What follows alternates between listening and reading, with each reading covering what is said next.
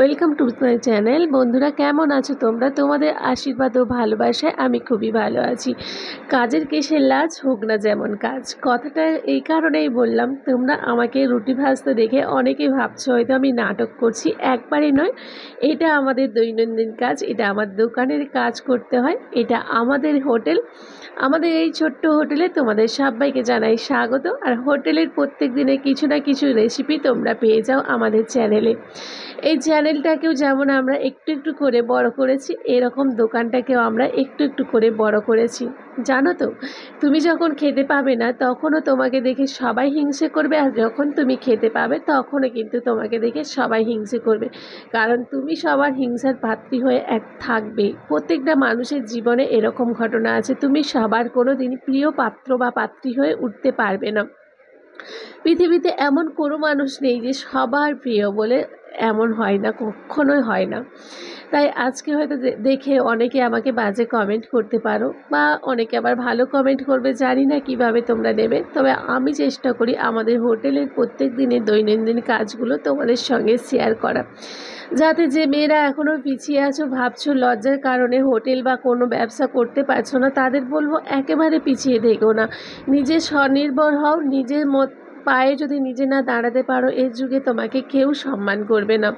তোমার যদি টাকা থাকে, তোমার যদি নাম যশ থাকে, তোমাকে সবাই সম্মান করবে, না হলে কেউ করবেই না।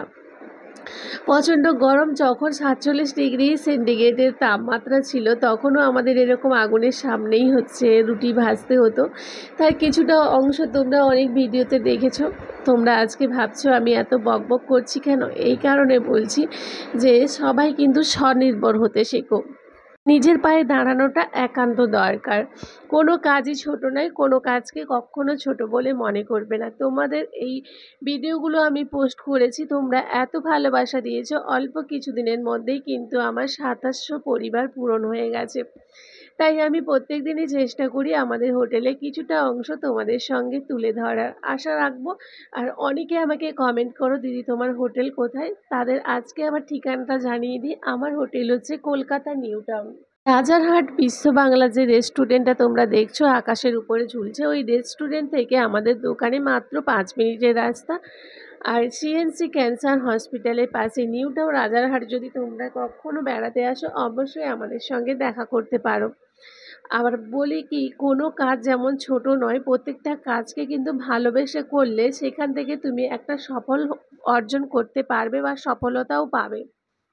আমরা সবসময়ই ভাবি যে বাড়ির ছেলেদেরই কাজ করতে হবে, বাইরে গিয়ে আমরা কেন করব। এখন প্রত্যেকটা মেয়ে কিন্তু নিজের পায়ে দাঁড়াতে চায়। এখন অনেক মেয়ে আছে নিজের পায়ে দাঁড়িয়ে অনেক কিছু করেছে।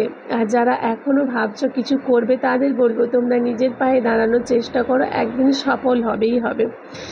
আজকে আমাদের হোটেলে তোমাদের বিভিন্ন ধরনের রান্নার রেসিপি আমি সবসময় শেয়ার করি। আর আজকে কিন্তু রুটি ভাজার রেসিপিটা, তোমাদের রেসিপি বলবো না, রুটি ভাজাটাই তোমাদের সঙ্গে শেয়ার করছি।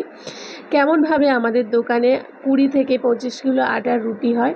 এরকম রুটি কিন্তু আমাদের রোজ দিনই করতে হয়, আর আমরা সেটা হাসি মুখেই সবাই মিলে করি।